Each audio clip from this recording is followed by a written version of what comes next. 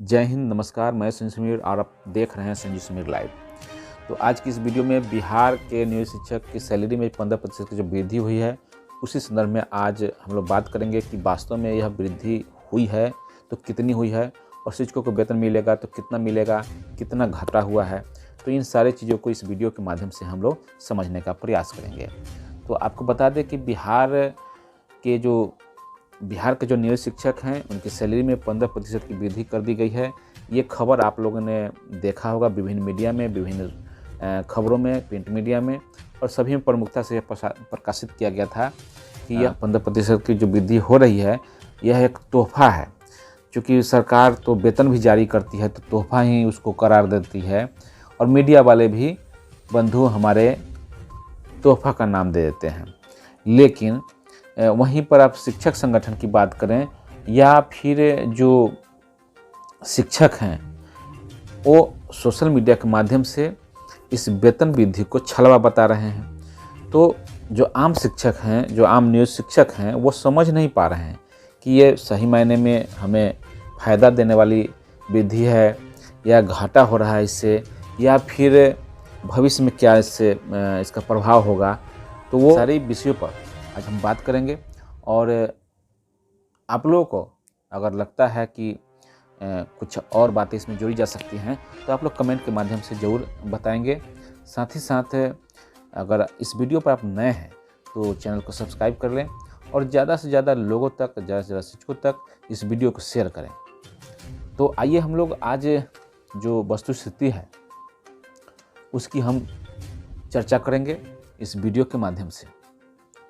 तो यह सरकार के द्वारा जो वृद्धि किया गया है तो इसके लिए जो शिक्षक हैं वो खुशी मनाएं या फिर सरकार के द्वारा जो धोखा किया गया है उसका विरोध करें। तो आज हम आपको बहुत ही साधारण तरीके से बिहार नियोजित शिक्षकों के जो वेतन वृद्धि को जो होना है या हुआ है उसको हम लोग समझने का कोशिश करते हैं कि क्या हमें वास्तविक लाभ मिल पाया है या धोखा हुआ है। तो इस चीज़ को हमें समझने के लिए थोड़ी हमें पीछे की ओर जाना होगा। आपको याद होगा कि जब पिछले वर्ष मार्च-अप्रैल 2020 के महीने में कोरोना का प्रथम लहर चरम पर था, उस दौरान लॉकडाउन व मजदूरों का पलायन अखबारों की सुर्खियां बन रही थी। वहीं दूसरी तरफ बिहार में पंचायती राज संस्थाओं के द्वारा नियुक्त करीब 4.25 लाख जो शिक्षक हैं वे वेतन वृद्धि और कमेटी के जाल में उलझे हुए थे और पिछले 5 सालों से अटके अपनी सेवा शर्त के बाजी मांग के लिए हड़ताल पर चल रहे थे। उनके हड़ताल पर चले जाने के कारण राज्य सरकार ने कई महीने तक वेतन भी रोक दिया था। बिहार सरकार के द्वारा वेतन रोक और लॉकडाउन से उत्पन्न आर्थिक तंगी के कारण करीब बहुत सारे शिक्षक ऐसे थे जो आर्थिक अभाव में उनकी जान जा रही थी। लेकिन किसी भी मीडिया में या राष्ट्रीय मीडिया में यह खबर नहीं बन पाया, सुर्खियाँ नहीं बन पाया, जो कि काफ़ी दुखद स्थिति है मीडिया कर्मियों का। तो बिहार के ही एक शिक्षक नेता के अनुसार अगर उनकी बात माने तो उनके द्वारा कलेक्ट किया गया था कि कितने शिक्षक मरे हैं, तो उन्होंने बताया था कि हड़ताल के दौरान करीब 70 से अधिक नियोजित शिक्षक जो थे उनका आर्थिक स्थिति के कारण, आर्थिक तंगी के कारण उनकी जान चली गई थी। अंत में आलम यह हो गया था कि शिक्षक स्वयं हड़ताल से वापस आने लगे थे। उनकी स्थिति बद से बदतर होती चली गई, जिसके बाद परिस्थिति के अनुसार कई विधान पार्षद व विधायकों के पहल पर 70 दिनों से चल रही महाहड़ताल जो था 4 मई 2020 को बिना किसी ठोस समझौता के समाप्त करना पड़ गया। क्योंकि देश हित में और राष्ट्र हित में शिक्षकों ने भी सोचा कि अभी स्थिति ठीक नहीं है, इसलिए अभी हड़ताल में रहना उचित नहीं है। देश में राष्ट्रव्यापी लॉकडाउन के कारण प्रवासी मजदूर अपने गृह राज्य लौटने लगे थे। बिहार के लोग भी बड़ी संख्या में बिहार लौट रहे थे।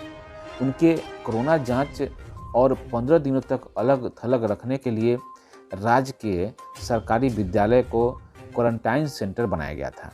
यह आप लोगों को याद होगा। तो जहाँ तुरंत ही हड़ताल से जो शिक्षक आए थे उनकी ड्यूटी उस स्कूल में लगा दी गई थी और बिना किसी सुरक्षा कवच के कोई भी किट उन्हें नहीं दिया गया था और उन्हें समझिए कि मौत के मुंह में उन्हें झोंक दिया गया, उन्हें उस ड्यूटी में लगा दिया गया। नियोजित शिक्षकों ने गंभीर समस्या और परिस्थिति में ईमानदारी से अपने कर्तव्यों का निर्वहन किया, जिसके फलस्वरूप हम सभी के प्रयास से देश के सहित बिहार राज्य में भी कोरोना के मामले घटने लगे, जो कि कभी भी बिना नियोजित शिक्षकों के सहयोग के संभव नहीं हो पाता। आप सभी जानते हैं, बिना शिक्षकों के सहयोग के न चुनाव करा सकते हैं, न जनगणना करा सकते हैं। इसी वर्ष सितंबर अक्टूबर में राज्य के विधानसभा चुनाव भी प्रस्तावित थे, जिसको देखते हुए राज्य सरकार ने 20 अगस्त 2020 को शिक्षकों के मूल वेतन में 15% की वृद्धि, जो अप्रैल 2021 से देय होगा, के साथ एक काम चलाऊ सेवा शर्त का प्रारूप अधिसूचित कर दिया गया।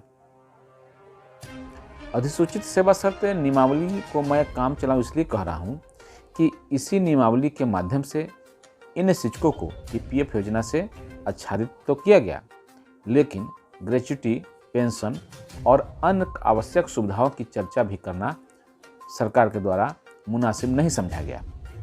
खैर, हम अपने मूल मुद्दे वेतन वृद्धि पर आते हैं। बिहार सरकार के मुखिया माननीय श्री नीतीश कुमार जी ने एक चुनावी सभा में कहा कि हम शिक्षकों के वेतन को अभी से ही बढ़ाना चाहते थे। बिहार में कोरोना से आर्थिक क्षति के कारण ऐसा संभव नहीं हो पाया, इसलिए सभी नियोजित शिक्षकों को 15% वेतन वृद्धि का वास्तविक लाभ अप्रैल 2021 से मिलना प्रारंभ हो जाएगा। ये उनका स्टेटमेंट है, जो भरी सभा में उन्होंने स्टेटमेंट दिया। उन्होंने यह भी कहा कि आप लोग किसी के बहकावे में मत आइए, हमने ही आपके वेतन को 1500 से 30,000 तक पहुंचाया है, आगे भी जो देंगे हम ही देंगे। ये उनका डायलॉग है। क्योंकि ये पासा विधानसभा के चुनाव को देखते हुए फेंका गया था।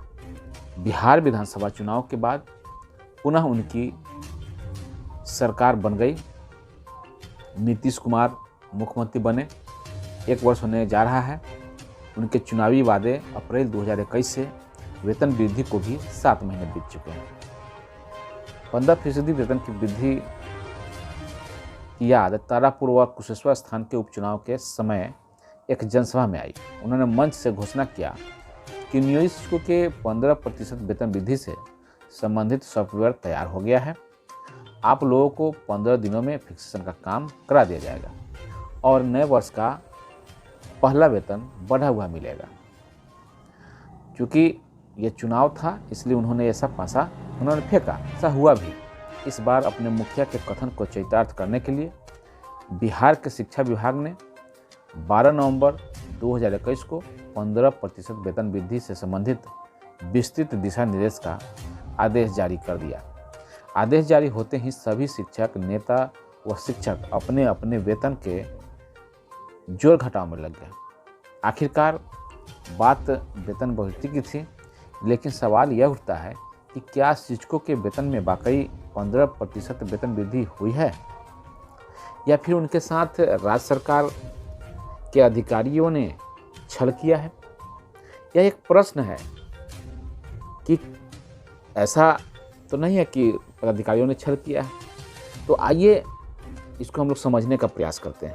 बिहार नियोजित शिक्षकों के लंबे संघर्ष के बाद 2015 में मूल वेतनमान से कम 5200 से 20,200 का वेतनमान ग्रेड पे 0, जो उस पर ग्रेड पे है 0 है, और प्रशिक्षित शिक्षकों एवं 2 वर्ष से कम सेवा वाले प्रशिक्षित शिक्षकों को मिलना था। 2,000 रुपया प्रारंभिक बेसिक प्रशिक्षित शिक्षकों को, 2,400 का ग्रेड पे स्नातक और माध्यमिक के प्रशिक्षित शिक्षकों को एवं 2,800 ग्रेड पे उच्च माध्यमिक प्रशिक्षित शिक्षकों को दिया गया था। जबकि यहाँ भी एंट्री पे में बहुत सी चालाकी की गई थी। विभाग ने यहाँ भी डंडी मार दिया था, जिस कारण 5200 से लेकर के 20,200 के वेतनमान में मूल पदों पर कार्यरत राज्य सरकार के अन्य कर्मचारियों को से इन शिक्षकों का वेतन औसतन 4,500 कम निर्धारित हुआ। कालांतर में इसी पे मैट्रिक्स व 7वें वेतन की अनुशंसा को लागू कर इन शिक्षकों को भी 2017 से वेतन दिया जा रहा है। इसी पे मैट्रिक्स में सुधार करने के उद्देश्य से 15% वेतन वृद्धि की गई, लेकिन विभाग ने यहाँ भी अपने तिकड़मबाजी करने से बाज नहीं आई। ऐसे में सरकार ने बड़े चालाकी से सभी शिक्षकों के वेतन को औसतन 1000 रुपये कम कर फिक्स करने का उपाय निकाल ही लिया। तो ये बार बार सरकार की तरफ से जो चालाकी की जा रही है, ये आखिर किस लिए किया जा रहा है, समझ से परे है। आपको याद होगा कि जब 7वें वेतनमान की अनुशंसा आई थी, उसमें कमेटी ने वार्षिक वेतन वृद्धि से संबंधित एक सुझाव दिया था। कमेटी का मानना था कि 6ठे वेतन आयोग में वार्षिक वेतन वृद्धि का जो नियम लागू है, उनसे उन कर्मचारियों को अपने पहले वेतन वृद्धि को लेने के लिए 12 से 18 माह तक का इंतजार करना होता था, जिसकी नियुक्ति 1 जनवरी से 30 जून के बीच हुई है, जबकि 1 जुलाई से 31 दिसंबर के बीच नियुक्त होने वाले कर्मचारी अपना पहला वेतन वृद्धि 6 माह से लेकर के 12 माह के बीच पा लेते हैं। अब उक्त कमेटी ने इस समस्या के समाधान के लिए वर्ष में 2 बार वार्षिक वेतन वृद्धि का प्रस्ताव दिया, पहला 1 जनवरी और दूसरा 1 जुलाई को। राज्य सरकार ने भी अपने 7वें वेतनमान देने की अधिसूचना में यह स्पष्ट किया है कि जिन कर्मचारियों की नियुक्ति, प्रमोशन, एसीपी और वित्तीय उन्नयन का लाभ नियमानुकूल तरीके से 1 जनवरी 2016 के बाद 1 जनवरी से 30 जून के बीच मिला है, उन्हें अगले वार्षिक वेतन वृद्धि का लाभ 1 जनवरी को दे होगा। वहीं जिन कर्मचारियों की नियुक्ति, प्रमोशन, एसीपी व वित्तीय उन्नयन का लाभ 1 जनवरी 2016 के बाद 1 जुलाई से 31 दिसंबर के बीच मिला है, उन्हें अगले वार्षिक वेतन वृद्धि का लाभ 1 जुलाई को दे होगा। ऐसे में बिहार नियोजित शिक्षक का जो नया वेतनमान का स्वरूप है, वह क्या है, इसे हम लोग आगे समझते हैं। तो ये वीडियो थोड़ा लंबा है, इसे आप ज़रूर देखिए और ज़्यादा से ज़्यादा शेयर कीजिए ताकि लोगों को जानकारी मिले। राज्य सरकार ने इस नियम का प्रयोग करते हुए 1 अप्रैल 2021 की तिथि से हो रहे वेतन निर्धारण की वित्तीय उन्नयन मानते हुए यह लाभ 1 जनवरी से 30 जून के बीच मिल रहा है। ऐसे में देखा जाए तो अब 1 जुलाई को लगने वाले वार्षिक वेतन वृद्धि पर रोक लगा दिया गया है तथा अगली वेतन वृद्धि की तिथि 1 जनवरी 2022 तय कर दी है। इससे 15% वृद्धि में पहले नुकसान के तौर पर देखा जा सकता है। दूसरा नुकसान पे मैट्रिक्स के निर्माण में तकनीकी रूप से हेरफेर करने के कारण से हुआ है, जो आपको स्पष्ट जो डायग्राम आपको हम आगे दिखाएंगे उसमें आपको पता चल जाएगा। तो बिहार राज्य सरकार की 7वें वेतन वाली जो पे मैट्रिक्स है, वह पत्रांक 1632 और दिनांक 21/6/2017 को फिटमेंट फैक्टर 1.15 से गुना करते हुए नए पे मैट्रिक्स 12 नवंबर 2021 से प्रतिस्थापित कर दिया है। लेकिन पे मैट्रिक्स बनाने के पूर्व के मानक नियमों को ताक पर रख के ताकि प्रत्येक शिक्षकों को औसतन 1000 कम वेतन मिल सके। तो ये सरकार ने जो तिकड़मबाजी की है ताकि उनका 1000 रुपया प्रति शिक्षक बच जाए। पे मैट्रिक्स बनाने का मानक नियम यह है कि आप पहले किसी भी लेवल के पुराने पे मैट्रिक्स के एंट्री पे का चयन कर लीजिए, फिर उसे अपने निर्धारित किए गए फिटमेंट फैक्टर से उसे गुना कर नज़दीकी दहाई या फिर सैकड़ा रुपए में परिवर्तित कीजिए। ये जो नियमावली है, यह नियमावली मेरा नहीं है, बल्कि मैंने जो पत्रांक आपको पहले बोला है उसी का इसमें जिक्र है। तो बिहार नियोजित टीचर का जो पे मैट्रिक्स है उसको समझने की आवश्यकता है। वहीं आपके नए पे मैट्रिक्स के उस लेवल का एंट्री पे हो जाएगा। अब उसी एंट्री पे पर 3% वार्षिक वेतन वृद्धि लगाते हुए नज़दीकी दहाई या फिर सैकड़े के रुपए में परिवर्तित कर आगे का इंडेक्स तैयार किया जाता है। आइए हम इसको एक उदाहरण से समझते हैं, प्रयास करते हैं। कि बिहार में कार्यरत शिक्षकों को अभी मिल रहा है वेतन का पे मैट्रिक्स इंडेक्स क्या है। तो ये है आपका बिहार नियोजित शिक्षक का 15% वेतन वृद्धि होने के पूर्व का, और ये रहा आपका 15% वेतन वृद्धि के बाद। शिक्षा विभाग ने बिहार नियोजित शिक्षकों को 15% वेतन वृद्धि के बाद उपरोक्त पे मैट्रिक्स को नए पे मैट्रिक्स से प्रतिस्थापित किया है, जो कि इस प्रकार है। तो आप इसे यहाँ देख सकते हैं। जबकि इस पे मैट्रिक्स को बनाने में मानक नियमों को ताक पर रखा गया है। प्रत्येक लेवल में एंट्री पे 3% वार्षिक वेतन वृद्धि के साथ इंडेक्स को आगे नहीं बढ़ा पाता है। विभाग अपने मन से कहीं कहीं 10-50 रुपए की वृद्धि कर दी है, जिससे किसी शिक्षक का इंडेक्स आगे नहीं बढ़ पाए।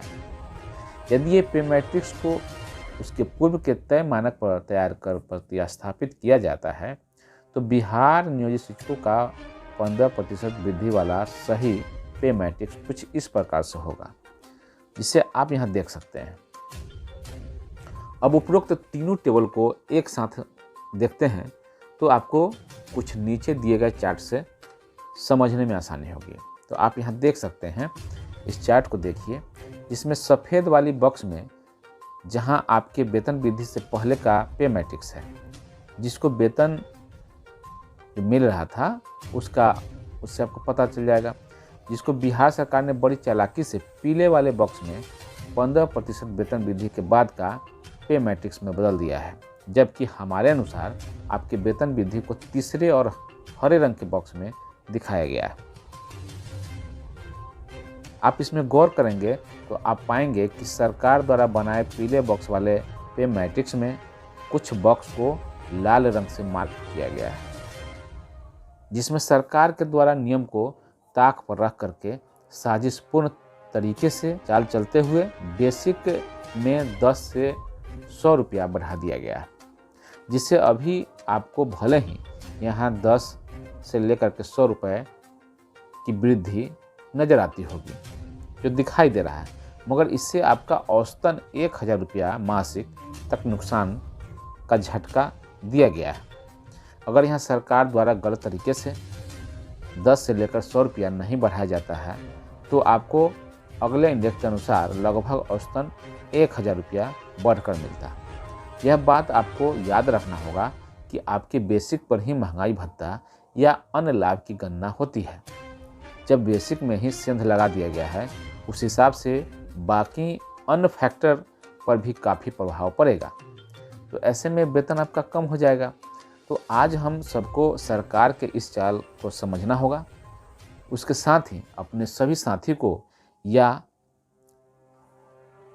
जितने शिक्षक हैं उन्हें, या फिर किसी संघ या संगठन से जुड़े हैं तो उनको भी समझना होगा, जिससे कि यह शिक्षकों का मुद्दा बंद करके मूल रूप से लड़ाई में आ जाए और उसका सुधार किया जा सके। अगर आप कमेंट करके बताएंगे तो हम अपने अगले पोस्ट में किसी नियोजित शिक्षक के सैलरी स्लिप के माध्यम से वेतन वृद्धि को बताने की कोशिश करेंगे। तो ये एक महत्वपूर्ण जानकारी थी जो शिक्षकों के लिए आवश्यक थी, आपके लिए आवश्यक है। तो आप इस वीडियो को ज़्यादा से ज़्यादा शेयर करें, साथ ही साथ कमेंट के माध्यम से अपना फीडबैक जरूर दें, और इस वीडियो पर आप नए हैं तो निश्चित तौर पर इस चैनल को सब्सक्राइब कर लें और बेल आइकन दबाना न भूलें, ताकि आपको समय पर नोटिफिकेशन मिल जाए। इन्हीं चंद बातों के साथ मैं संजीव समीर आप सभी को इस वीडियो को देखने के लिए बहुत बहुत धन्यवाद देता हूं, और आगे आपका सहयोग हमें मिलता रहे। इसी के साथ धन्यवाद। जय हिंद, जय भारत, जय शिक्षक।